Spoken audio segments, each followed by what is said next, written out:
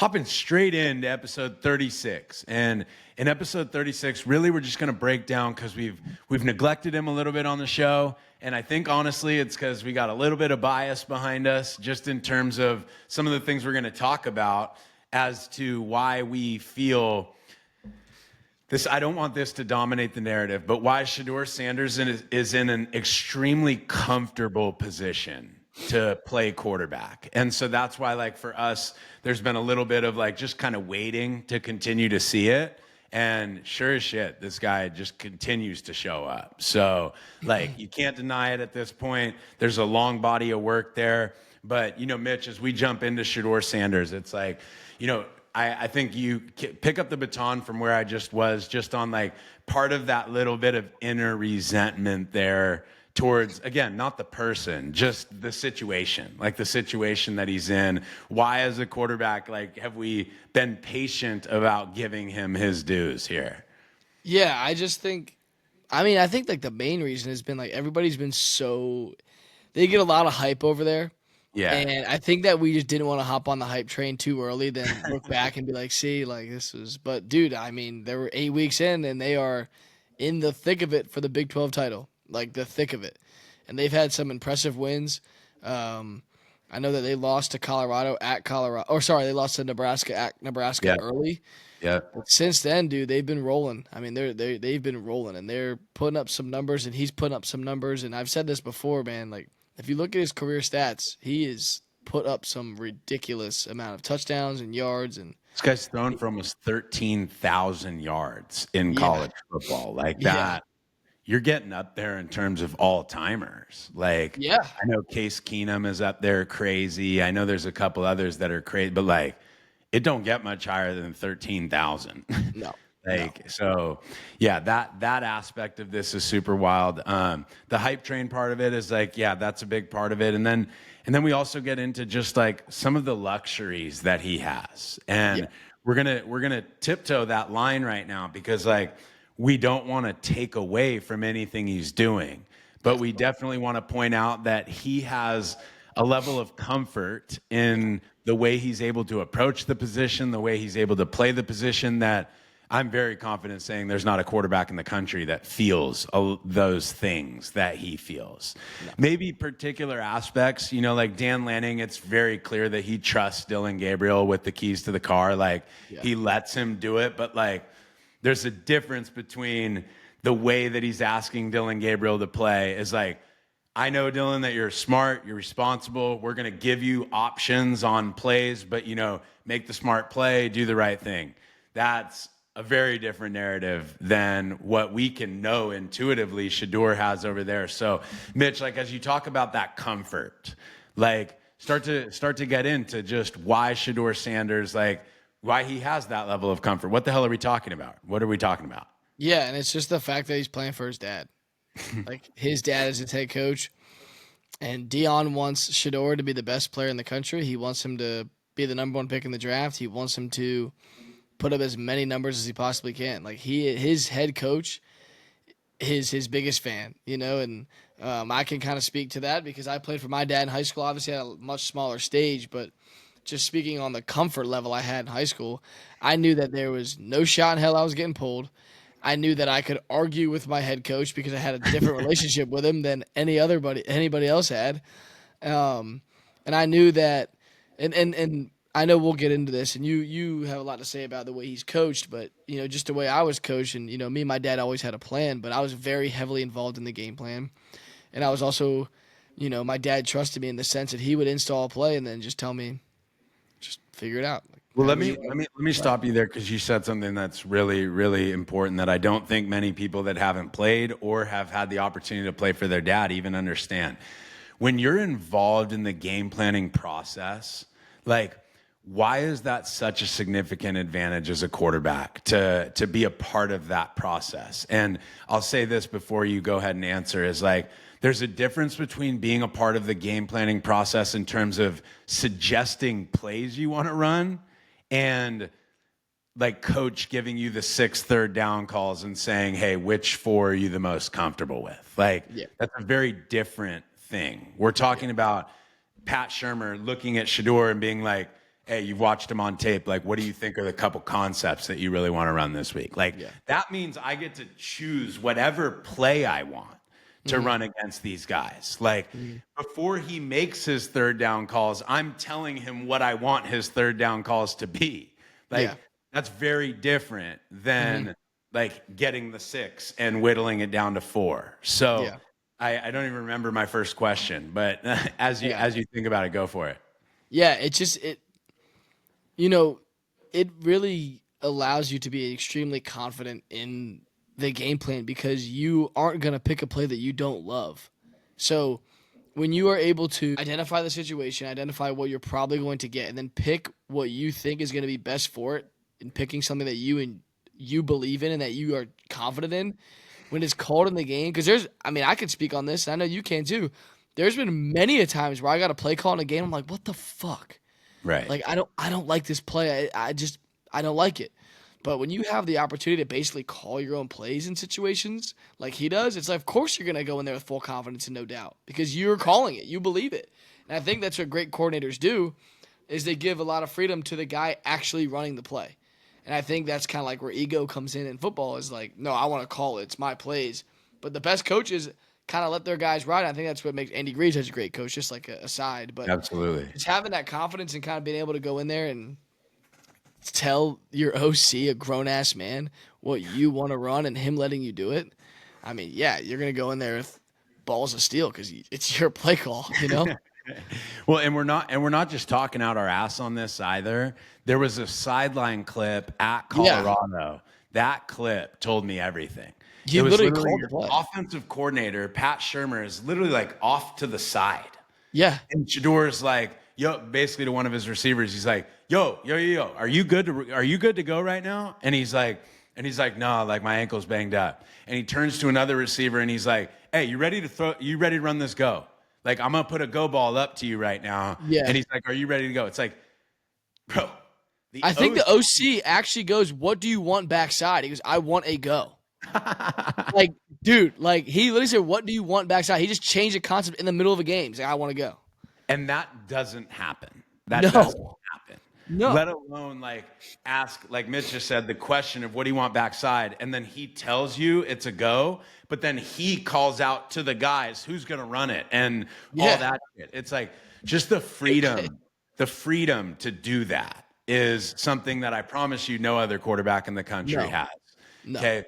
Another big piece of this is pass attempts that he's been able to have in his career. So his freshman year at Jacksonville State, he had 413 pass attempts. His sophomore year, 483. His junior year, 430. This year, he's at 300 through week 8, right? Just to put in perspective for people, there's only going to be maximum 5 guys that have over 400 pass attempts in the country, like at the end of the year. So you're talking about in terms of volume, he's dropped back to pass 1,630 times in his career. Like just that sheer volume of experience along with the wiggle room. And I want to get back to the wiggle room, but like, you know, who are your best shooters in the NBA? I loved Dominic DiVincenzo, like got interviewed for the New York Knicks. And they were talking about like Steph Curry's magic when he was with the Warriors.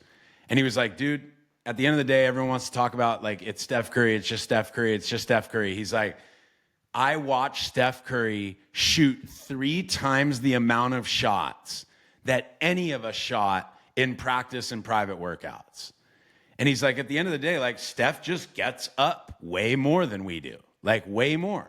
And you think of game reps for a quarterback and to be able to drop back to pass that many times in your career, you've seen it all, dude. You've seen it all.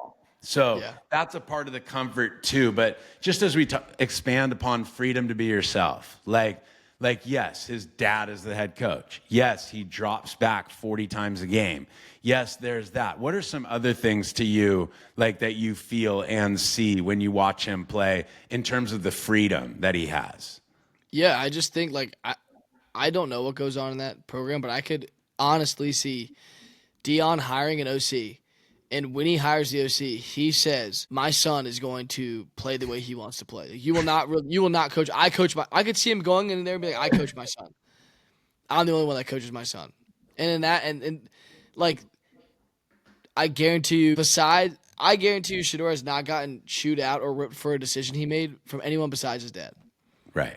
And when your dad's ripping you out, when your dad's ripping you on the sidelines, it's very easy to be like, man, fuck this guy. Like, fuck you, dad. Totally. You know, like, because it's your dad. Like, when my dad ripped me in high school, I'd be like, man, like, dude, you can bark back. Like, bro, you have I did it all the time in high school. Like, no one else does that. Like, no one else barks back at their head coach, you know? But I did it in high school. I'd be like, man, dad, he ripped me in my head. I'm like, man, what the fuck, dude? Like, this, like, you know? But there were times we were in the huddle, and I'd be like, all right, who's my ex? And it'd be some kid. I'm like, nah. Like, I put my best receiver at X. Like, dad, we're running this. He's like, all right, fuck it, go. But, like, my dad, he trusted me, you know? So it was like, when I was able to literally call my own play and tell people where I want them to go and, like, move receivers, like, yeah, bro, you go in there with balls of steel because, like, what? You're not going to get pulled. It's your dad. Right. It's just, you just have that. You feel invisible. You're invincible pretty much. And I want to open the floor for you on, like, your footwork thoughts as it pertains to, like, what a quarterback's footwork should be. But something that I'll notice or point out is watch Shadeur Sanders play. He's taking every different type of drop that you could imagine. So he's setting in quick game straight to it. He's sliding at different times. He's crossover threeing at different times. He's dropping backpedal, Joe Namath style, half the time. It's like, we are coached as college quarterbacks to have a particular type of footwork based on the route we're throwing or the concept that we're reading. And most of the time, if it's a crossover coach, it's a crossover. Like, most of the time, if it's a slide coach, it's a slide coach. Like, you'll watch quarterbacks and they're doing one thing in that regard. One thing. Like, when you watch Shadeur, you're seeing a bunch of different things. Like, Mitch, like, I want to know, I guess we'll go first, like, what are the advantages of being able to do that? Like, why is that an advantage as a quarterback? Because you get to do whatever you're comfortable with. Like, whatever you feel, like, you don't think about it. Like, if what I think is so cool about that is he's doing whatever the hell he wants on every single play. It's just whatever, like, some plays, all right, fuck it, I'm just going to backpedal on this play. Because that's what I'm feeling in the moment. Right. And now he doesn't have to feel uncomfortable doing a crossover or a punch slide or whatever. He's doing whatever he feels comfortable with in the moment, not thinking about it, just going out there and letting it rip. And from a schematic standpoint as a quarterback, like, let's go into this. It's like, you know, let's say it's a half field read. So it's a split field read. Like, it's just a traditional high-low. Let's call it smash. And it's like kind of a bad example because, like, on smash, you're in that in-between of footwork of, like, do you take one and then a reset kind of, or do you take that quick crossover three? But let's just say it's a half field concept. Like, a half field concept, I would be more prone to being willing to take a crossover because I'm there. Yeah. Like, as opposed to a full field concept. So let's call it smash, and then let's call it deep over and a dig from the backside. A full field concept, I might be a little bit more prone to, like, backpedaling and just keeping everything open.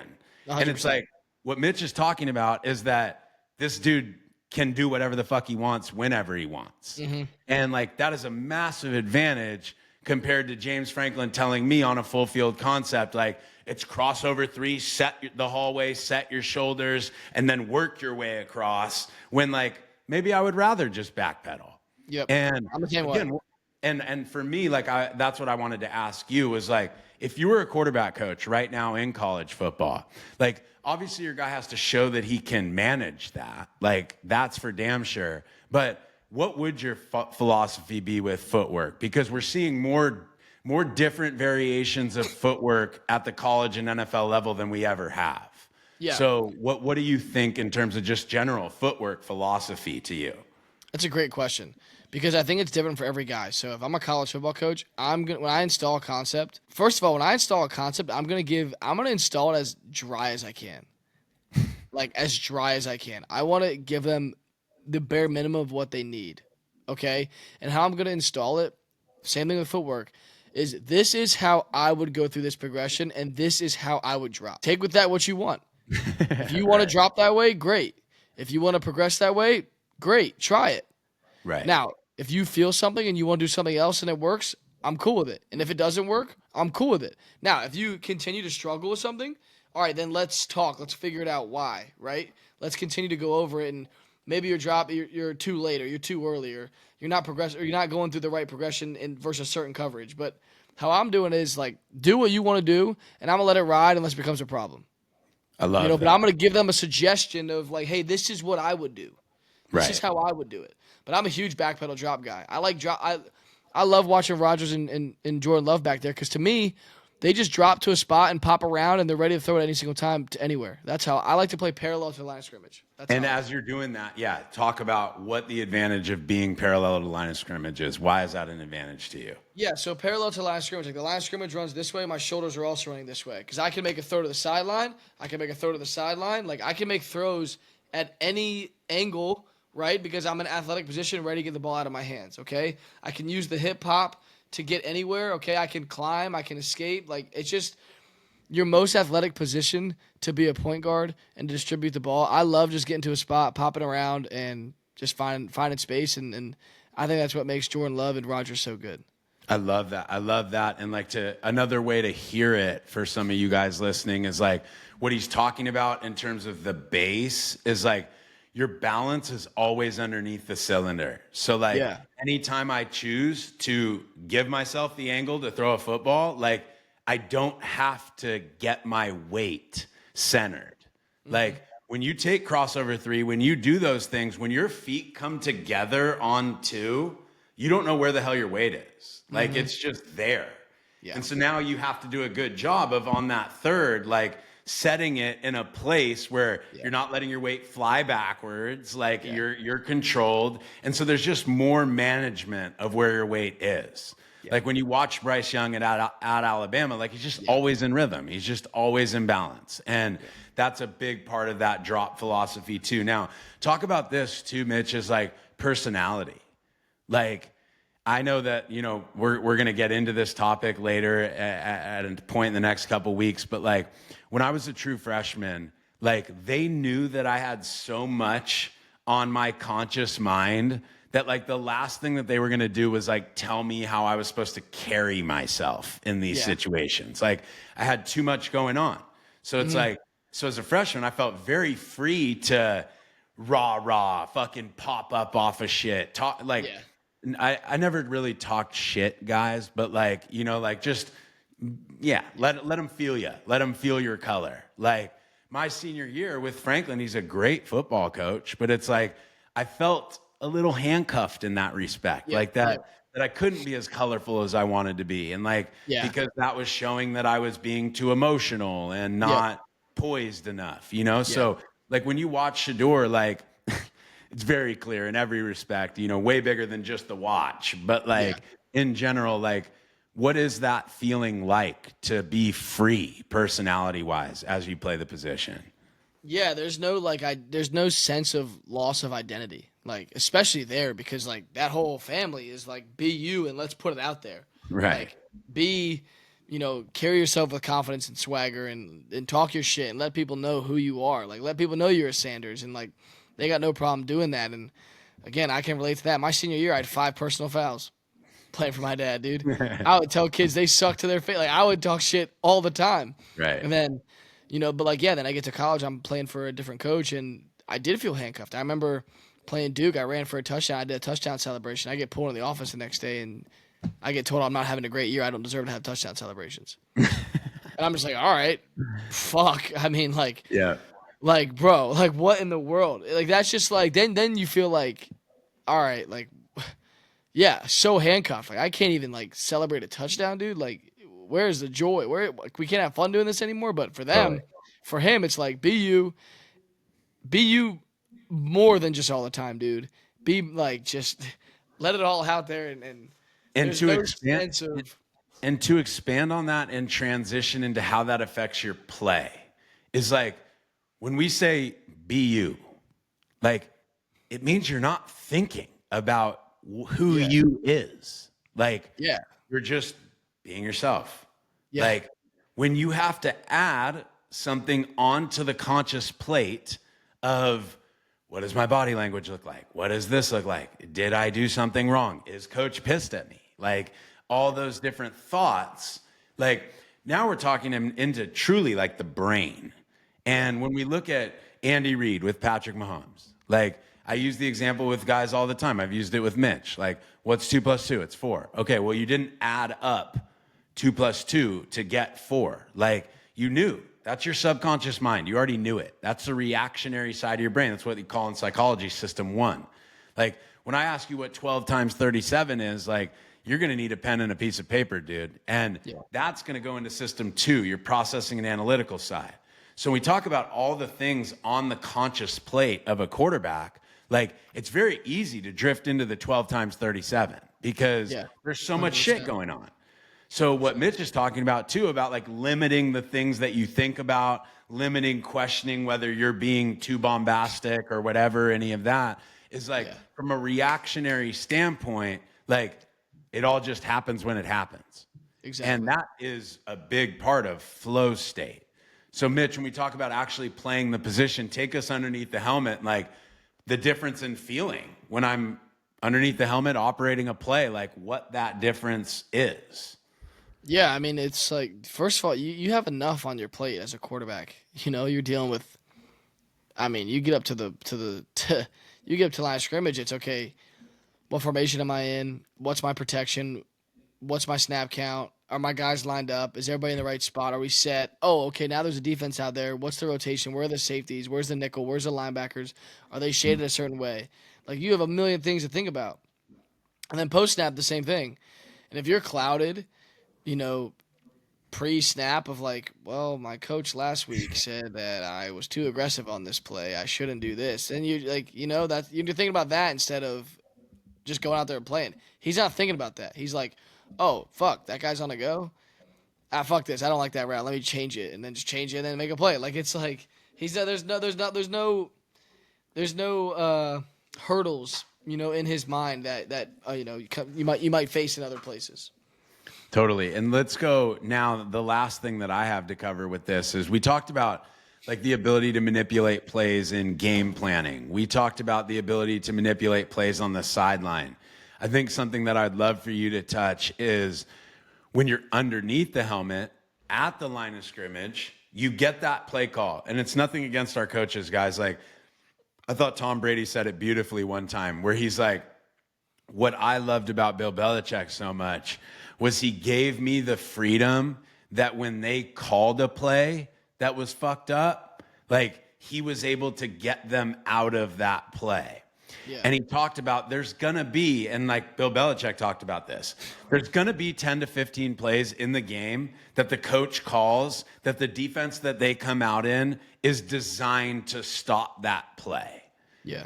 If you don't have the ability to change that, you're trying to fit a ball into a tight window or throw the ball to a check down, or it's just a brutal situation. Yeah. So take us underneath the helmet, Mitch, probably back to high school, like when you're playing for your dad, but just take us underneath the helmet and like talk about the luxury and process of like what it feels like to have a play called, see the defense is designed to stop the play that's called, and then being able to manipulate that. Like, just talk about that. Yeah, you just have, yeah, it's just, again, just that sense of freedom. It's like, oh, this, like, you get a play call, you're like, oh, great, oh, cool. And then you see the defense, like, well, this is not going to fucking work. Like, I hate this look. Like, this is a shitty look. I remember my senior year, we were in empty, and we had a pass play called. And they got up there, and, like, they had two linebackers in the A-gaps and the four-down linemen. They were in cover zero. Yeah. And I was like, well, I'm going to be hot. We had like a four verticals concept call. I was like, I'm going to get sacked here. Like, I'm not doing that. So I go up to line of scrimmage, and I call counter. Counter. We have no tight end in the game, but I know if we get this kick out and we just get down blocks, I'm scoring. Right. And call counter. I run for a 50-yard touchdown. I come off the sideline. My dad's like, what the fuck was that? I was like, I called counter. He's like, fuck it. That was dope. Like, you know what I'm saying? But in college, I remember getting play calls, and I'd be like, what the fuck, dude? And it's nothing against my OC, a phenomenal coordinator. Just like, I'm out there. I'm the one that's got to do it. I know this is not going to work, and I'm the one that's going to get fucked up or be in a shitty spot, not the guy in the booth. You know what I'm saying? Or my receiver who's running to whatever the fuck, like, you know, like, you're the one that's put in the shitty spot. So being able to just being able to avoid shitty spots in football games is a luxury, dude, because there's 10 to 15 plays you're like, fuck, I got to do something to get us out of this. And sometimes you're not able to. And kind of avoiding that, there's a lot less stress you get to avoid. No doubt. And like you guys go under the helmet and like think of that. Think of the process where Shadeur Sanders walks up to the line of scrimmage and it's a bad play on 3rd and 6. It's a bad play. And he gets to manipulate that. Like I remember for us, I'm sure you probably had this luxury at Wake too, is like the classic ones where you're allowed to manipulate things is like down in the red zone, it's cover 0. Yeah. And it's like if I get cover 0, it's like I'll adjust the back, call sprint, maybe even bring the tight end in to just secure the edge. Yeah. And then I'll signal flag. And I'm like, I'm protected on the rollout, even though they're blitzing 7. And I get to put a ball up to a guy running a corner route with the guy playing inside leverage on him in the slot. It's like, that's candy from a baby, dude. Yeah. If you don't have that luxury, like you're getting fucking hit or you're throwing the ball into shit. Yeah. Into shit. So it's not to take anything away from Shadeur. I think for me, like the big thing that I wanted to wrap a bow on all this thing with is like, is he going to be I think he's going to be the first pick in the draft. Like when you pay attention to all the talking heads that are talking out there and they know they have influence and like at the end of the day, what irritates me about the NFL is like people just don't trust their own evaluations very often. Like they kind of go with who everybody is saying is the guy. And like, he's Deion's kid and all that too. But like what I wanted to point out is like, I think the reason he's going to be the first pick in the draft and not Cam Ward is because he is comfortable. Like Cam has to do it within the way Miami asks him to do it. Mm-hmm. Like Shadeur gets to do it the way Shadeur wants to fucking do it. Yeah. And I think that that's a massive advantage. And so when you look at who throws a better football, I think Cam Ward throws a better football than Shadeur. Yeah. Like, I don't even think it's close. Like, I think he throws a much better football than Shadeur. And Shadeur's good. But, like, why is this guy I think people get intoxicated, and as they should. But they get intoxicated with watching how poised he is and how comfortable he is. And it's like, no shit. The dude's playing for his dad. He's manipulating plays. He drops however the fuck he wants, and he throws it 45 times a game. It's like, what do you think's going to happen there? So anyway, just a cool luxury there. But Shadeur, you're a hell of a player, dude. You know, you're leading your team. You're winning a lot of football games. Like, you're definitely answering the call. So the episode isn't to take anything away from what Shadeur Sanders is doing. The episode is just to talk about some of those freedoms and luxuries that he has. And you know, I think I was laughing with my dad talking about it the other day, but like if Deion left Colorado after this year because his kids are gone, like that would be one of the most brilliant 3-year strategies to get his kid. His kid is the number 1 highest paid NIL player in all of college football too. He's getting paid over $5 million. Like $5 million as a college senior and probably going to get picked first in the draft. And I guess how I'll have you finish it is the student went to Jacksonville State, bro. Yeah. He didn't have big offers out of high school. Yeah. Like, you go to Jacksonville State and you don't play for Deion. Who is Shadeur Sanders right now? Who knows? Who knows is right. Who knows is right. And I think that that's something at quarterback that we talk about all the time. Is like, I love and respect Tom Brady so much because as he opened up his Man in the Arena series, he literally in the first 5 minutes talked about there could be, now I don't fully believe him all the way on this, but he's like, there could be another 50,000 Tom Bradys that you don't know about because Bill Belichick decided to bench the highest paid quarterback in the NFL and play a rookie. Mm-hmm. Like, he's like, you have no idea what happens if at Michigan, like the dude that they tried to replace him with, like doesn't play so shitty that they couldn't keep Tom off the field and they put him out there and he leads a comeback and it's Tom Brady's team. Yeah. And I think what we're talking about here is just like that line is so thin, dude. That line is so thin. Mm-hmm. And I think this episode brought up a lot of really good points of kind of what it's like to be a quarterback and be free. And, you know, Mitch, I know you know this, but last thing is party hat this with like, who's the guy in the NFL that plays that way the most, and who's his coach? It's Patrick Mahomes and Andy Reid, dude. There's no question. No question. Yeah. And that's a part of this new wave of coaching offensively that we're starting to see, is giving away a lot of that. Mm-hmm. And I think the game has changed too, in the sense that, like, if you're under center, you're crossing over. Like, Namath is a nut job, but, like, for the most part, like, you're crossing over, because the timing of a hitch from under center is I have to get away from the line of scrimmage. And when I take crossover 3 and I throw that ball, like, that's when he hits the brakes. 10-yard stop is a quick 5. Like, when you're in gun, like, you have the freedom there. So we're watching the game open up. And God, I keep running here. I keep saying last point, but the last thing that I was going to ask you is, there's been a lot of opinions about, which I've been surprised by. There's a lot of people saying that quarterback play looks like shit right now. I've seen that. Yeah. Why do you think people are saying that? Because I don't agree with that. Why do you think that people are saying that? Yeah, I don't know. And I think even, like, Tom has alluded to that. And I think he alluded more to the mental side of the thing. I think, like, the game is more simplified. Yeah. But I think it's because football is a really simple game, and it doesn't need to be over complicated. I think football is about space and tempo. And I think, with offenses becoming more spread out and utilizing tempo, that you don't have to be as complicated, and you can kind of get away with having simpler schemes and whatnot. And I think with the simpler schemes comes, less of a robotic approach to the quarterback position and more of a artistic approach to it. Because, again, who cares what it looks like? As a quarterback, we're getting the ball out quick, and we have to be able to make plays, extend plays. We're just distributing the ball. So whichever way is easiest for you, and whichever way makes you the most comfortable in these newer systems, that's. So I really don't think it's I don't think it's quarterback play. I mean, the talent of quarterbacks nowadays is unbelievable. I just think it's better.